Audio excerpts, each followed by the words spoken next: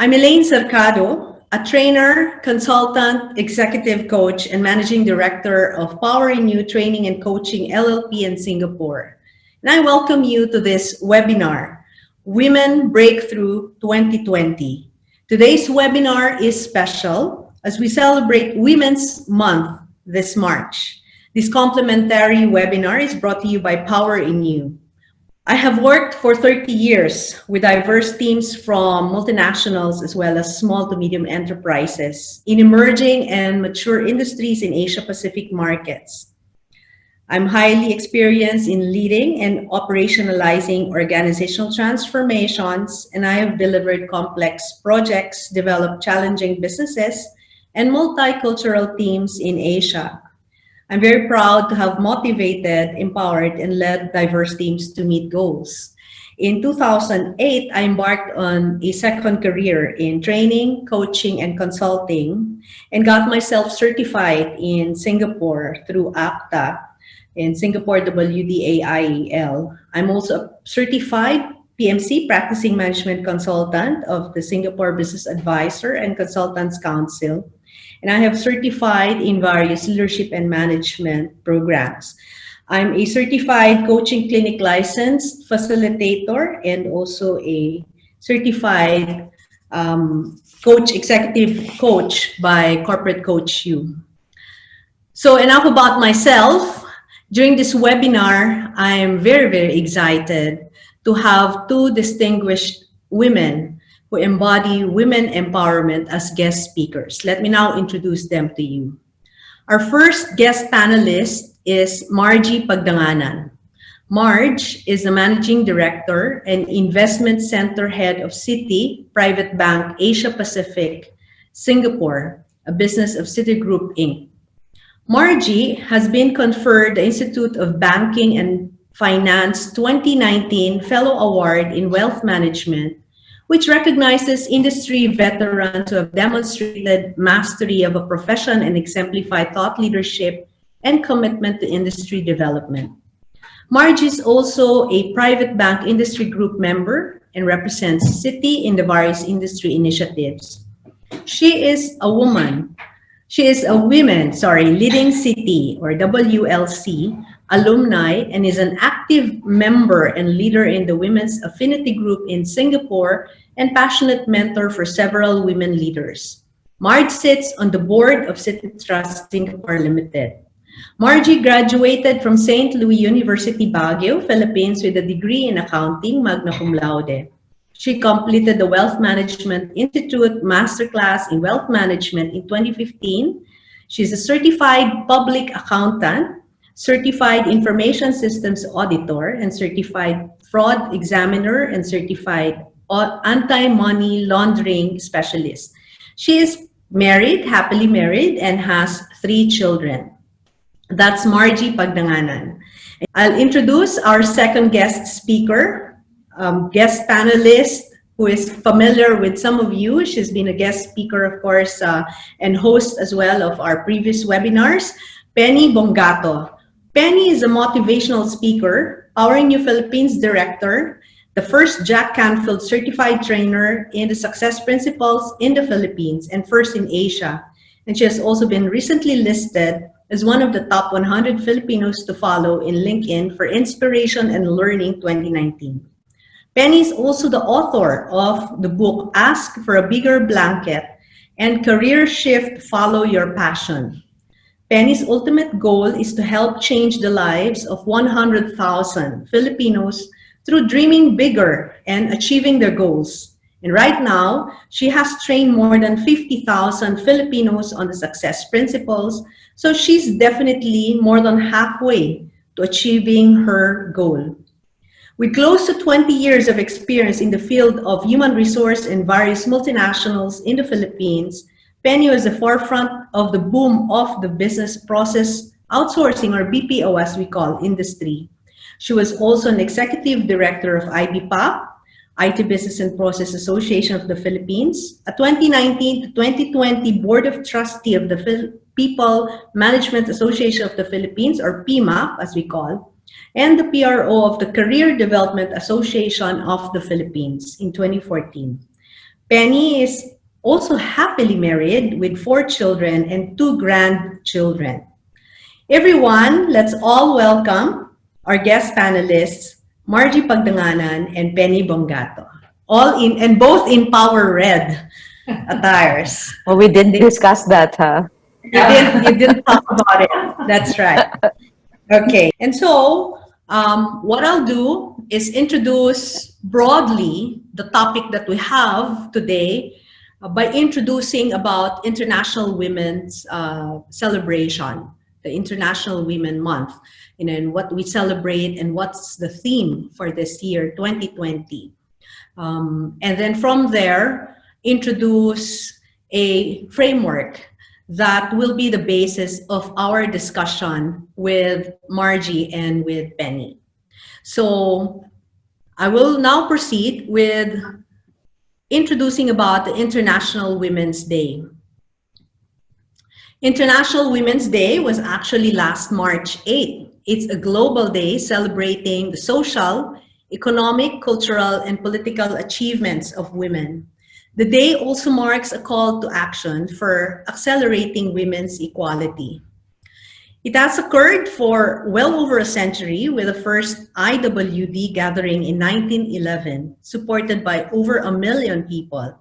Today, IWD belongs to all groups collectively everywhere. It's not country, group, or organization specific. This 2020, the theme is Each for Equal. And I don't know if you have seen this symbol, but this is the symbol of Each for Equal. And all of you in your respective places, you can actually do this as a symbol of hashtag Each for Equal, which is the theme of IWD. Okay, so what does that mean? An equal world is an enabled world. And individually, we are responsible for our own thoughts and actions all day, every day. Individually, we can actively choose to challenge stereotypes, fight bias, broaden perceptions, improve situations, and celebrate women's achievements. Collectively, each of us can help create a gender equal world. And so that's where Each for Equal came about.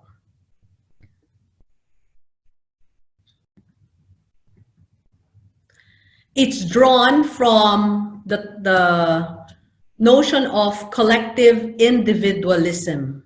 What is collective individualism? That we are all parts of a whole. Our individual actions, conversations, behaviors, and mindsets can have an impact on our larger society. Collectively, we can make change happen. Collectively, we can each help to create a gender equal world. We can all choose to be hashtag Each for Equal. It is not a woman's issue, in fact, it is a business issue. Gender equality is essential for economies and communities to thrive. A gender equal world can be healthier, wealthier, and more harmonious. So what's not great about that? So let's do that. Let's do what we can to truly make a positive difference for women everywhere. Let's do our part. The 2020 Each for Equal campaign is not just last March 8th. It's not just today. It runs all year long. It doesn't end on International Women's Day. So that's a very brief introduction about International Women's Day or month or year, which is what we are celebrating in this webinar. On your screen now, what you will see is what we call the Tree of Life. I have asked Marge and Penny to reflect on their life using this metaphor of the tree. Now, what do we see here? Let me begin with the roots. The roots are, as it says, the roots are foundation. These are the important things in our history, in our past. This may include significant people, events from our past that have made an impact on us, and in this case, on the lives of Margie and of Penny. The trunk, where you can see the label you. These are what we refer to as the skills and knowledge, the competencies, the things that you can do, your qualities, what makes you you, the roles you play, the wisdom you offer others. And out of the trunk are the branches. These are your future hopes, dreams, and wishes for self and also for others. Now, from the branches come the leaves. These are the important and influential people in your life, in our lives. And from that, the fruits, the gifts we receive, you've received. For example, but not limited to love, joy, support, education, faith, and many other gifts. And the compost. These are things we no longer want to be defined by. So they're on a separate box here. Now, of course, above this is a nice weather, but as we know in life, there are also storms. Storms are the challenges that we face in the family, work, health, finance, and other aspects of life. And so, about 2-3 weeks ago, I've asked Margie and Penny to reflect, to look into their tree of life and relate this to the 5 key topics that we have outlined for today's or tonight's webinar, as we have also said in our e-flyers or promotions. There are 5 key topics that we will cover. And so as we talk about these 5 key topics, we will use the tree of life as a metaphor for it. Is that okay, Marge and Penny? Yes, definitely. Okay, so let's begin with the first key topic. Finding your talent platform. And you can see on your screen a question that I have actually prepared and I've asked Margie and Penny to answer. As you reflect at your trunk in your tree of life, the trunk being your competencies, your skills, your knowledge, and the storms being your challenges that you've gone through in the workplace, what wisdom and practical advice can you offer our audience about bringing out the skills, knowledge, and qualities that make them unique into the workplace, especially in this day of internet, in this digital age of social media, of internet, where individualism and relativism, are much emphasized. So can I ask either Margie or Penny to go ahead and take a shot in answering that question? Penny, you first. I knew you would go say that. I had a feeling you beat me to it, Marge. I was reflecting on this, Elaine, and thank you very much for this. Gave me an opportunity to think about my life over the last so many decades. And looking at the tree of life in the trunk that says you. And I have always said in the past few years, a decade, maybe 2 decades already, that you be you. You be yourself. And my advice, and I had a lot of storms in my life. So having been in this world for more than several decades, I would advise the people who are watching, know what your strengths are. Follow your passion. That's why my book is entitled Follow Your Passion. Know what you want in life. Know what makes you happy. Because if you know what makes you happy, you can do it for the rest of your life. It doesn't mean comparing yourself with others, because with the age of internet and social media, there's a tendency to compare yourself with the success of others. How come you're not as successful as them? It's you. Be you. Be yourself and know exactly what you want. Mm-hmm. Penny, can I, thank you for that. And can I ask a follow-up question? Sure. In your personal experience, how did you discover that? How did you discover your your you. Me. Yeah, Your my you, me. your passion, your purpose. What makes you. What was the process like in discovering you? You know, I've been in this world for more than 6 decades. That means I'm a senior citizen, and everybody knows that I'm a dual citizen. No? And in the first several years of my life, when you and I were together at a company called Kodak, I was just like the young ones. I was just going with the flow. Wherever the HR tells me to take, I will handle that department. So I really didn't think about where will I be. I thought I'd retire at Kodak for the and be at Kodak for the rest of my life. And then things changed. Then I realized, no, my mentor has left. What's next? What do I do now? And then I had to reflect. I was fortunate to be moved to the BPO, wherein I discovered that I love giving jobs to Filipinos. I Mm-hmm. love being able to provide opportunities to Filipinos all over the country. And that's when I went to the BPO.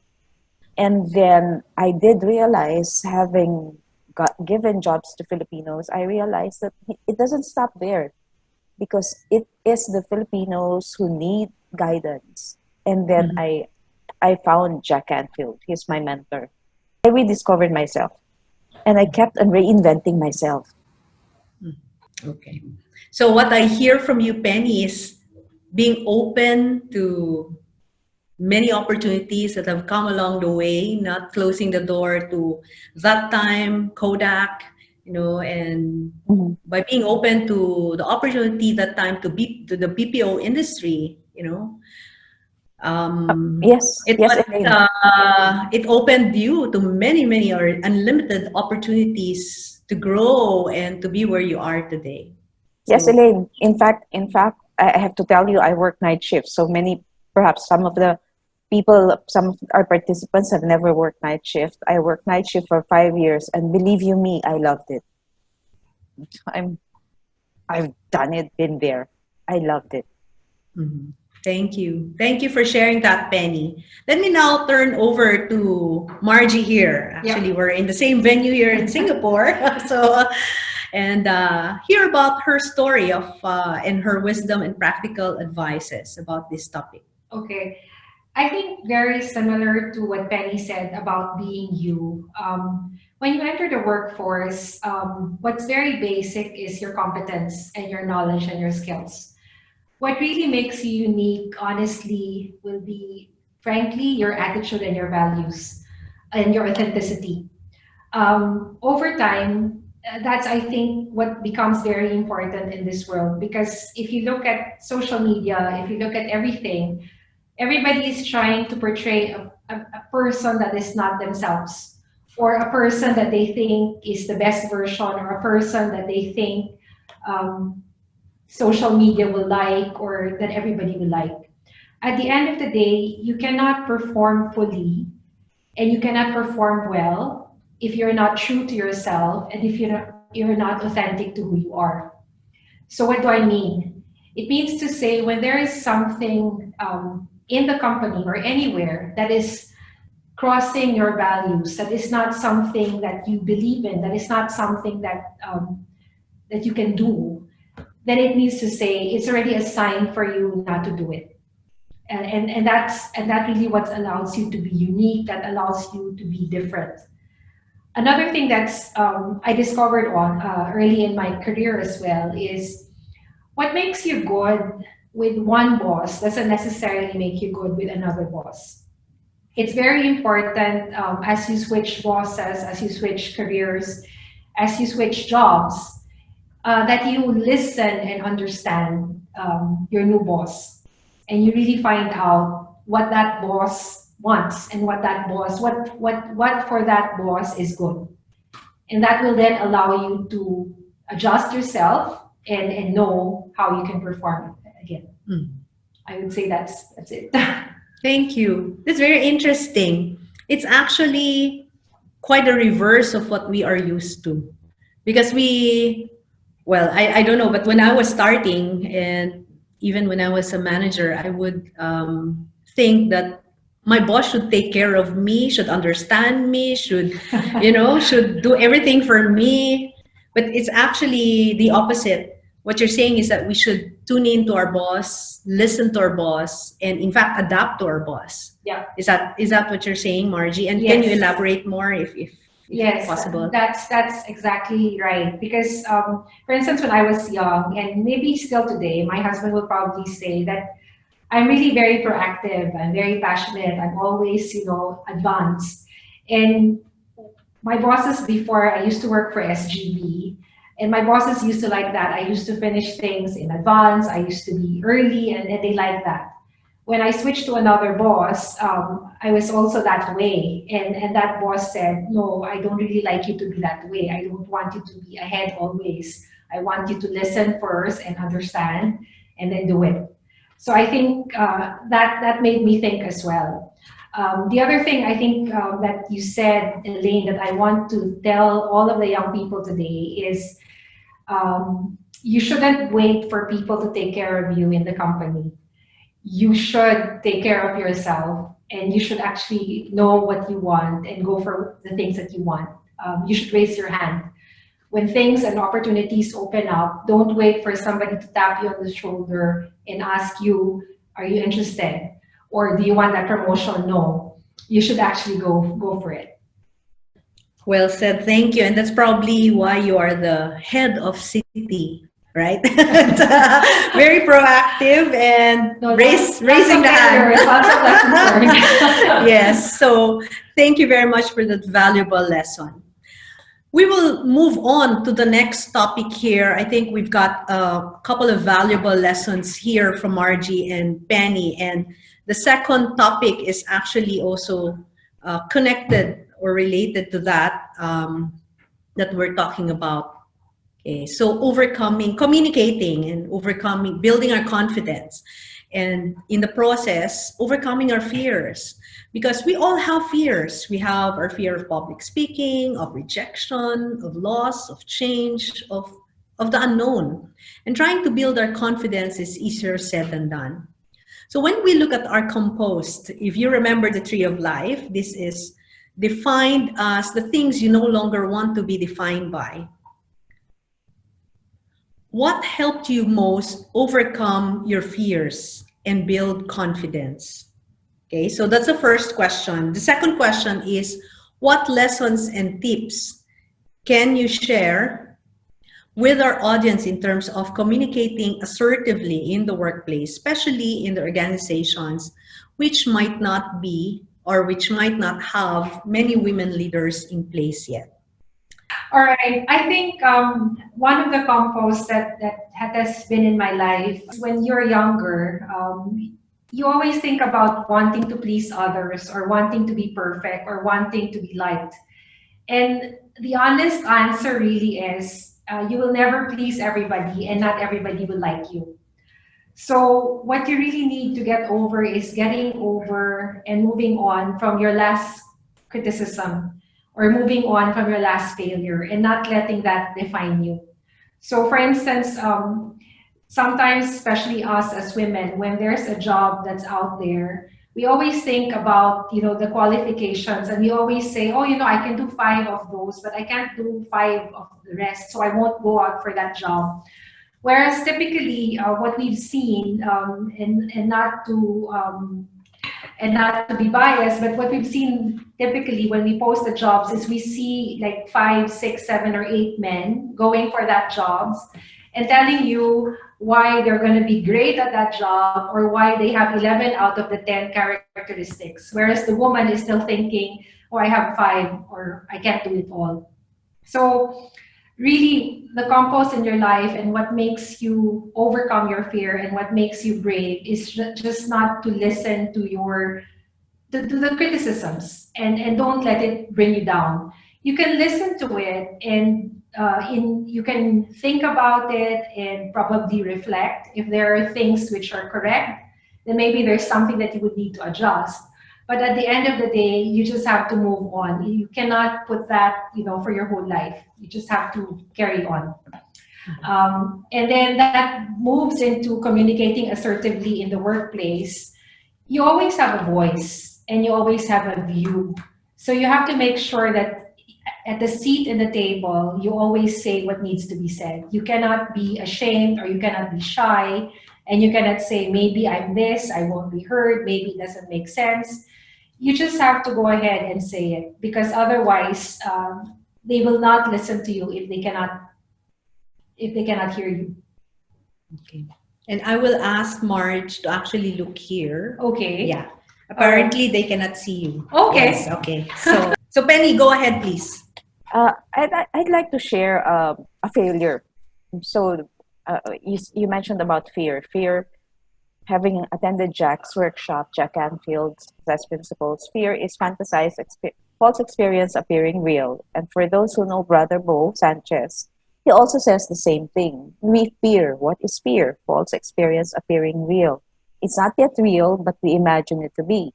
Similar to what Margie said, we fear applying because we fear that we are not qualified, even though we don't know whether we're qualified or not, or our boss hasn't told us that we're not qualified. We fear already.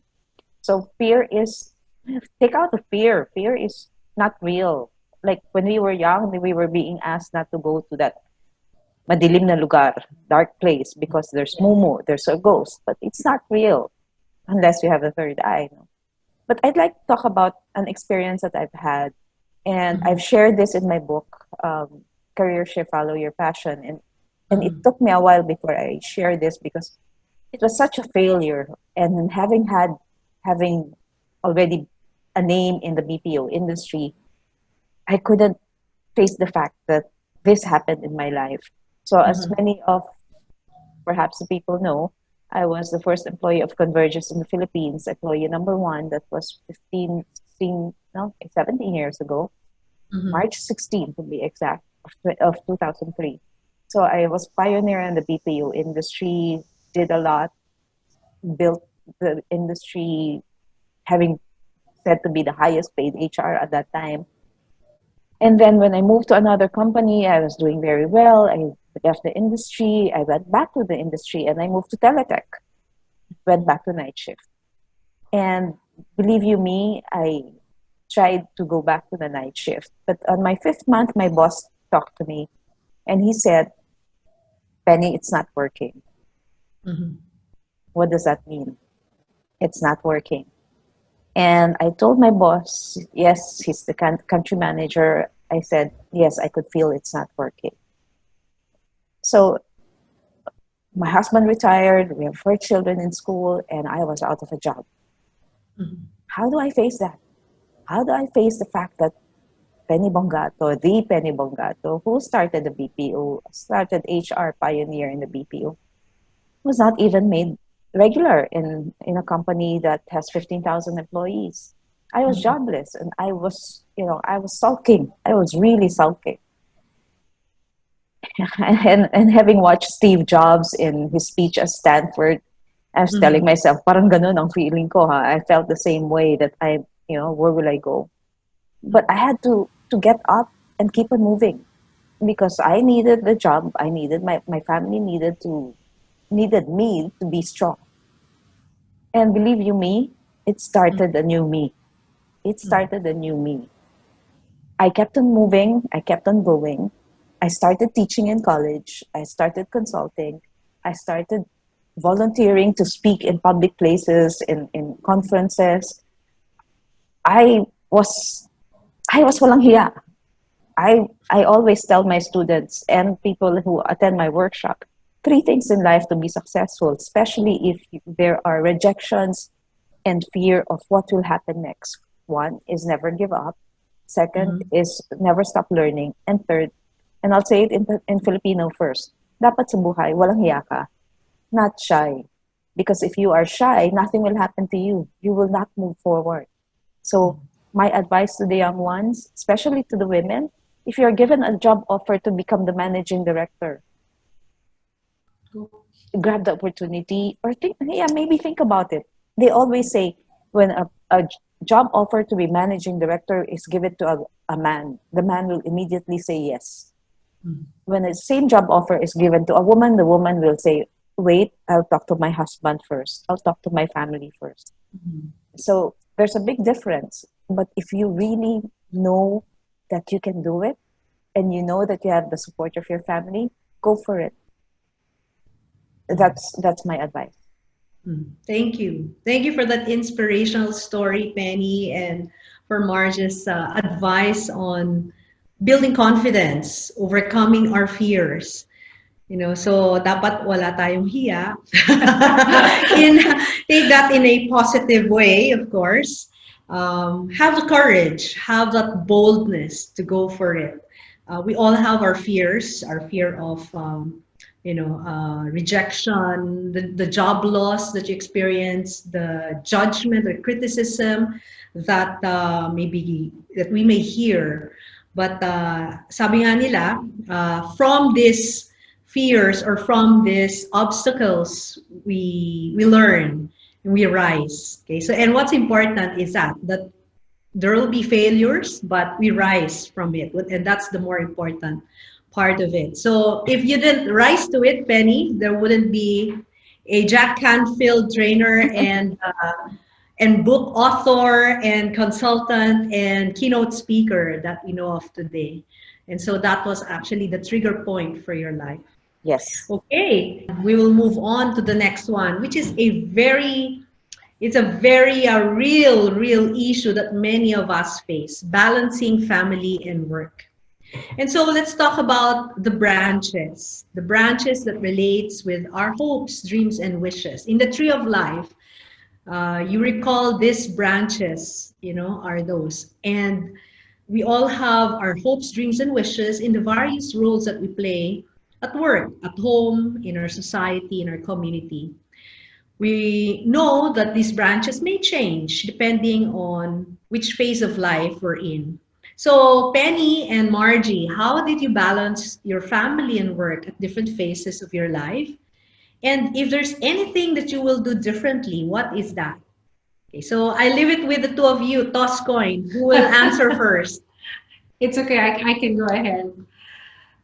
So I think early on in my career, I was with SGV and company first, and then I joined Citi as an auditor. And as you know, being an auditor, it required a lot of late nights, early mornings. And eventually I was traveling every month and every 2 weeks, really. And when you moved to Singapore, I actually had 3 children under the age of 5. So 5, 3, and 6 months. And what was interesting was in the Philippines, you had all the conveniences. I had 3 helpers helping me with my babies. When you move to Singapore, obviously I can't afford 3 helpers, so we switched to just having 1 helper.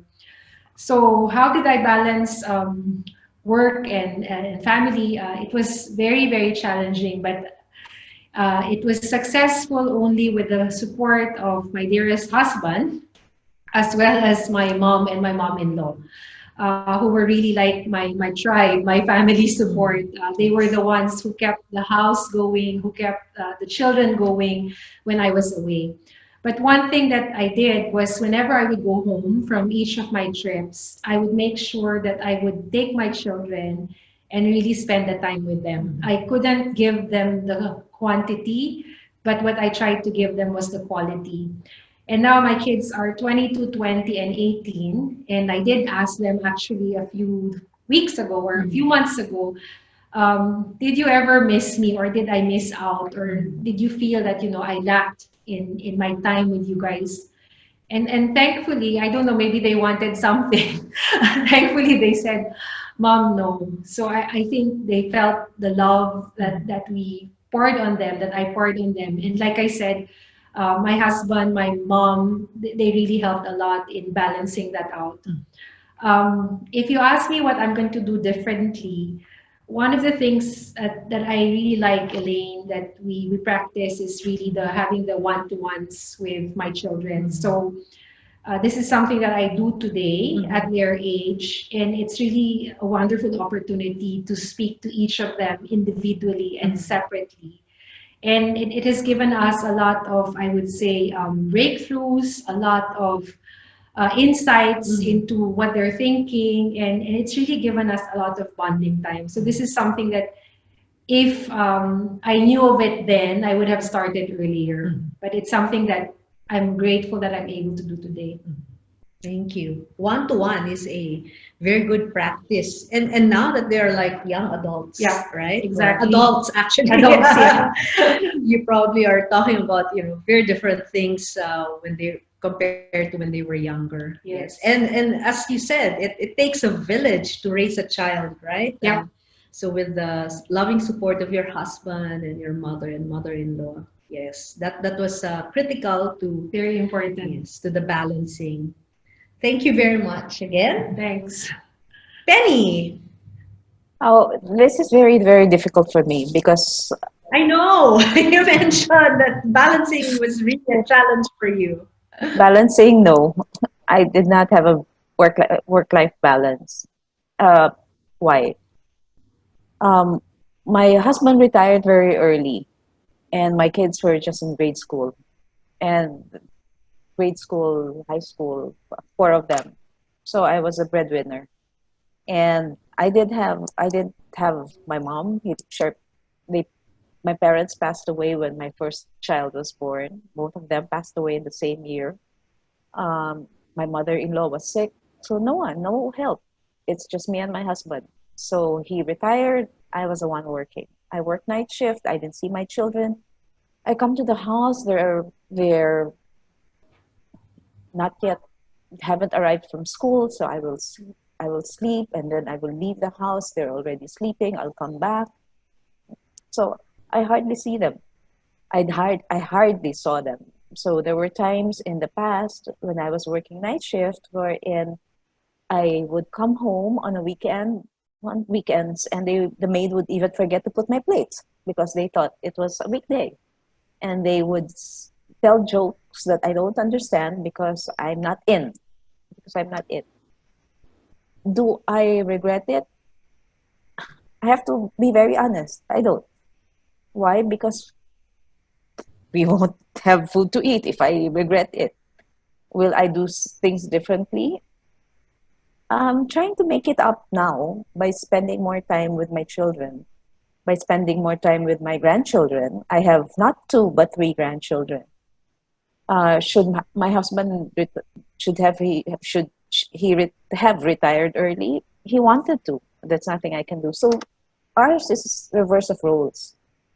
I don't know how to cook. I don't even know how to cook sinigang. I don't even know how to cook adobo. I don't cook. I don't do the laundry. I don't clean the house. Totally. I hate going to the supermarket. So totally opposite. Um, but that's how my life has been. So don't talk to me about work-life balance because I missed out on that. I'm trying to make up with that now. Now, with what Margie mentioned about one-on-one with my children, I try to do that. But with Mhm. my married children, they won't go to talk to me without their spouses. So it's very difficult as well. I didn't build that relationship. Regrets? None. And now that you are, as you said, dual citizen, this is probably the time that you are now getting those, bonding moments and getting to know more your children, your grandchildren. Of course, you have time to do that Oh, now. I would have to say with my daughter, my unika iha, my fourth, we bond a lot. So I know you know Elaine. We just finished our indoor cycling, our tag team challenge of indoor cycling spinning, and we finished 50 rides in 50 days. So I Mhm. bond with her that way. We just went to I'm proudly a tattoo shop, and I had my second tattoo. We have the same tattoo, so our bonding is a different kind of bonding. With my Kind of. boys, the boys are different. The boys, especially the married ones, our bonding would be with their families. So trying to make up, trying to reach out more now. So after listening to you, Penny, and to Margie, balancing is probably not achievable, really. I mean, in the truest sense of its word, right? It's not technically speaking, balancing, we Something define has it. to give. Something has to give. There's No, always that stop, I, and I would think, Elaine, balancing is a choice. it's a choice. It's a Yes. choice. Yep. It's a choice, and it is something that when I say it cannot be achieved, the way that the secular world or that the business world will probably define it, but we women can define it in our own way and have that sense of balance or sense of harmony within us and not have any regret of the things that have happened despite not having that balance, Yeah. that the society tells us. So, Right? so again, as Penny was saying, it's a choice, Elaine, Mm. and also as you rightfully said, you can't define it by again what society says what it is. I think for each and every person, for each and every family, there is a right formula. Mm.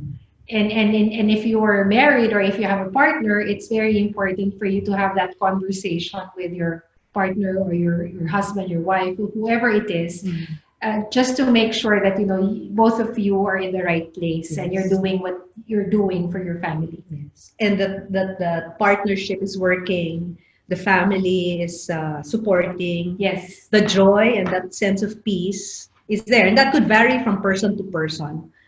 Yep.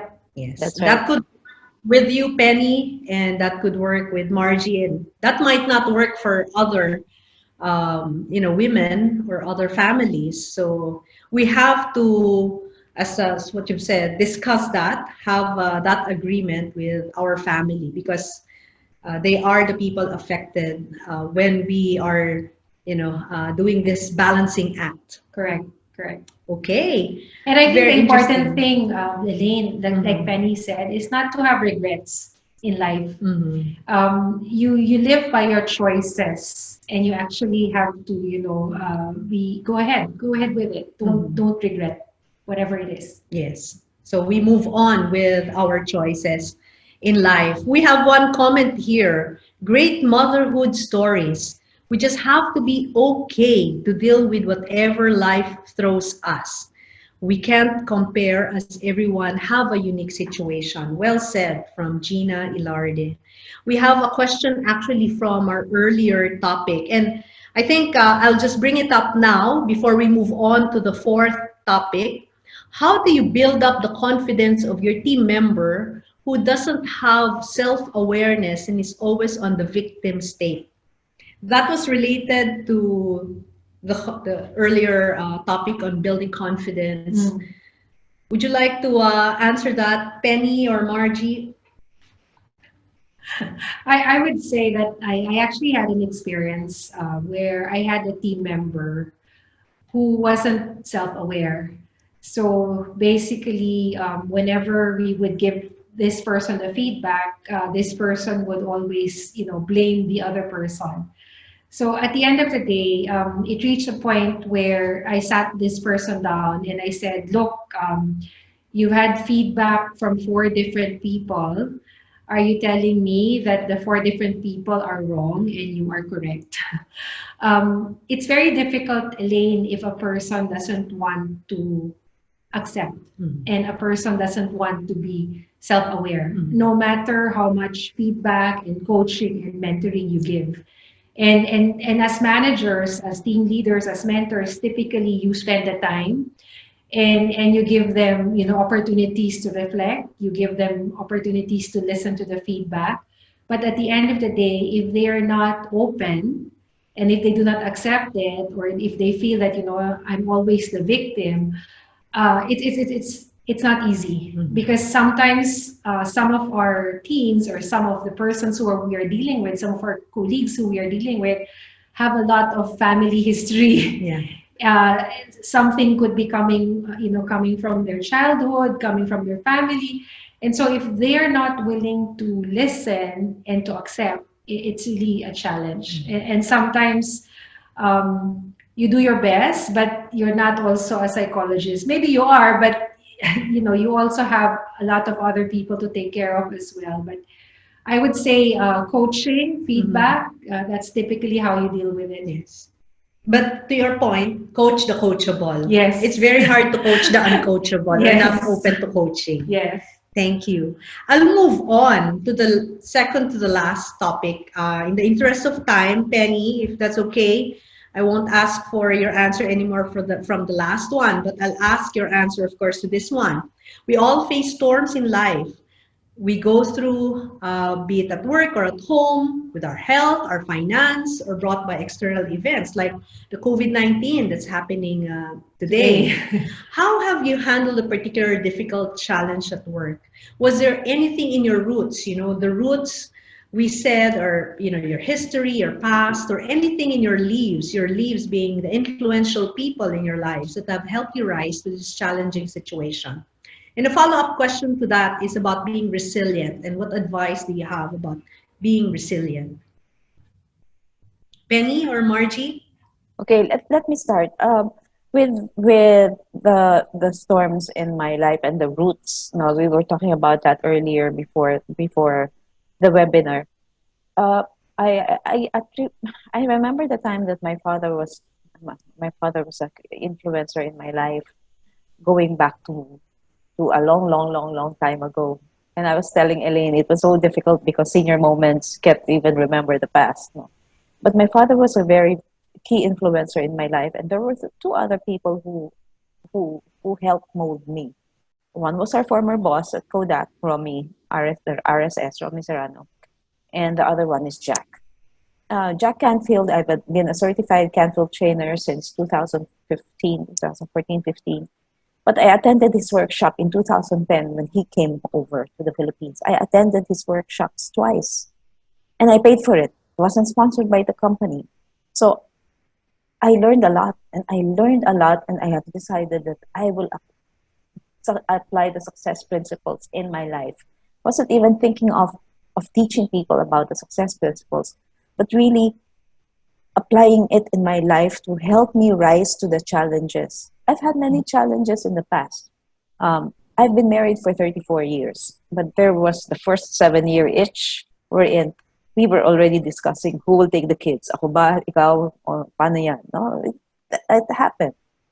But we're still strong. We're just still together, very strong. Hashtag May Forever. And and there's a lot of things to realize in these challenges. With the COVID-19, I was just telling Trina earlier that several of our workshops that has been scheduled has been canceled because of the COVID-19. No big group gatherings. So what do we do? Do we just sit and wait it out? No, I need to reinvent myself. I need to think of what is it that we could do at this time of challenge to be ready for when it's all over. How do we reinvent ourselves to be able to prepare ourselves for the next phase of our lives? I have to admit, I'm 62, turning 63 this year. What if I live up to age 95? What will I do in the next 32 years, 33 years? Again, reinventing yourself. Keep on learning, keep on reinventing myself, be open to a lot of opportunities because everything you want is outside your comfort zone. Okay, so reinventing is a key. How about you, Marge? Okay. I think I'll start first with handling of the challenges and the storms in my life. Yes. So I would categorize it into two things.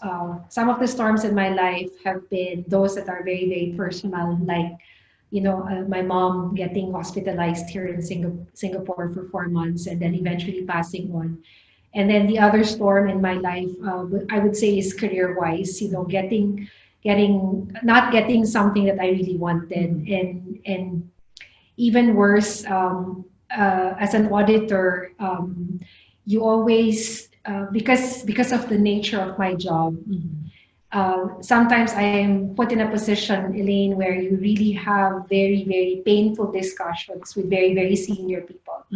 And sometimes you leave a meeting where, they could really get to you. And it's sort of like you're getting insulted or whatever it is that that if you were not really a strong person at the core, you would really lose your faith in yourself.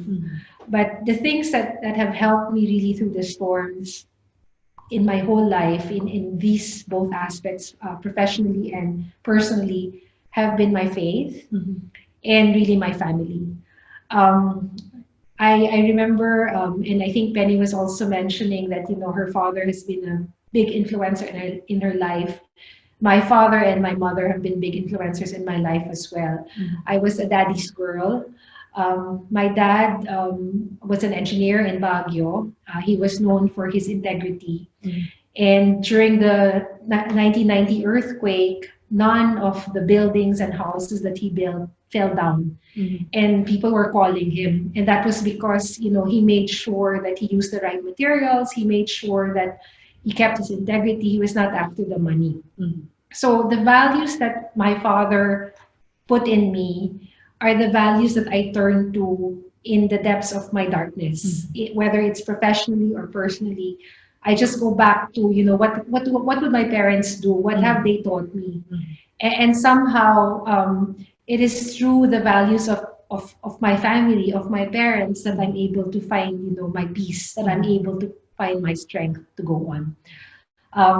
COVID-19, it's quite interesting because I remember today we do a lot of split operations in Singapore because of the COVID-19. And so the head for Asia Pacific was calling me the other day and he was telling me, Margie, how are you? How are you really? And then I told him, I'm the wrong person to ask about COVID-19 and how we're dealing and how we're okay because, I come from the Philippines and, I've been through earthquake, I've been through flood, I've been through bombing, I've been through labor strike. So don't ask me how I am. It's okay. We will just move on. Yes. So far, we have water, we have food, we're okay. Yes. Our issue now is only, making sure that we're clean, we don't get contaminated, but otherwise we're okay. So don't worry. So, Well said. so that's what I said. But I think how do we become resilient? It's attitude, number one. And I totally agree with Penny. Be open to learning, be open to changing, be open to adapting, whatever it is, and you'll be okay. Thank you. So faith and family, and I must agree with Marge. Those were also the two that have helped me face the storms in life. And then adapting and attitude would help us, the right attitude, the positive attitude would help us, of course, to be resilient. Whether we have the COVID-19 or not, we should just go on, move on. forward. Yeah. Okay, and last questions here, and I'll just have to give Penny and Margie, short 30 to 60 seconds at the most to answer this question because we're almost down to the last 3-4 minutes of our time. Sustaining the passion and energy. Remain diligent until we see the fruits. Remember, the fruits are the gifts. What happens once we have enjoyed these fruits? What's next, what's next? How will we sustain the passion and the energy? And of course, if that fruit is not coming, or it's difficult to achieve, what can keep us going? So, Penny, 30 seconds. Yeah. My passion, Elaine, my hashtag journey to 100,000 Filipino lives.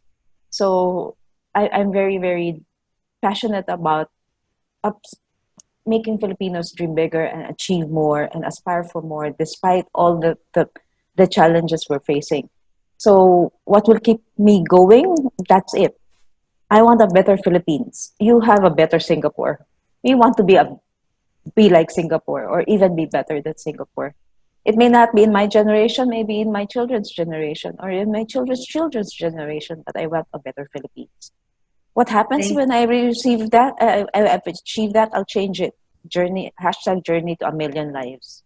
Million. Wow. Yes, getting bigger and bigger. So for the greater good, for the greater society. Thank you so much. Marge? So I think, Elaine, you've said it. What sustains the passion and the energy? It's really your purpose. And your purpose is, what do you want to do? For Penny, it's improving the lives of a million people. For me, it's helping whoever I can, whenever I can, and giving back in whatever aspect I can. And I think that keeps me passionate and energetic. And I'm very blessed to see that, happening right in front of my eyes. Marge and I are serve in the same community, and that is something that Marge generously give to everyone and anyone who interacts with her. So thank you so much. Somebody sent a question earlier. Oh, somebody sent a question earlier. Okay, let me just. Okay, for Reggie, adaptability and being yourself are two different good attributes that we hear as keys for success. But they can be two opposing things as well. When do we adapt and when do we stand still and say this is not me in one's career? Very good question. Yeah. Would you like to answer that, Margie or Penny? Let me take a stab at it. So I think when adapting means it really goes beyond your values or beyond who you are as your authentic self, then it's time not to adapt. So if you are now becoming a different person, and you know that you're living a duality, you're a different person when you're in the office and you're a different person outside, then I think, like I said, that's the time that maybe this is not for me. So authenticity is a key criteria Yes. for that one. Thank you. Penny, any thoughts on that? I agree with Marge. No, authenticity is important.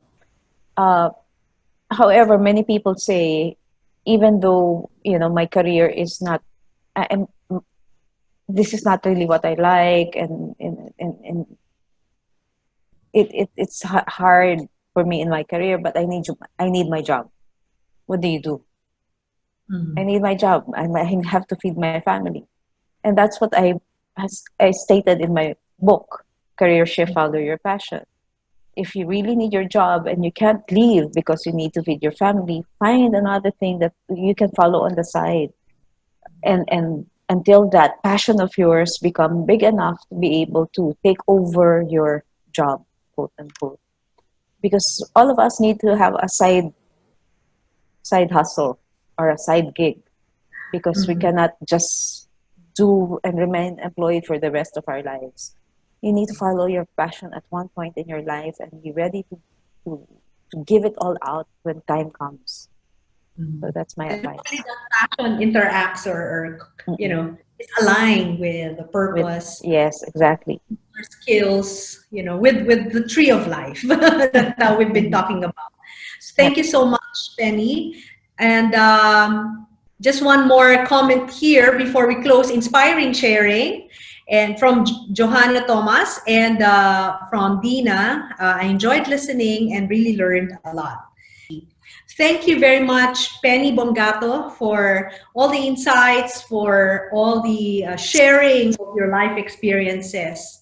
Thank you so much, and we wish, of course, all the best for the 100,000 or maybe even the 1 million Filipinos that you will touch. And of course, big thank you to Margie Pagdanganan, seated here right beside me in Singapore, for your time, for your insights, the valuable lessons and tips that you have shared to all the women, and for this opportunity to empower them through this sharing and this webinar. Thank you very much. And with that, we thank all the audience, and we close this webinar.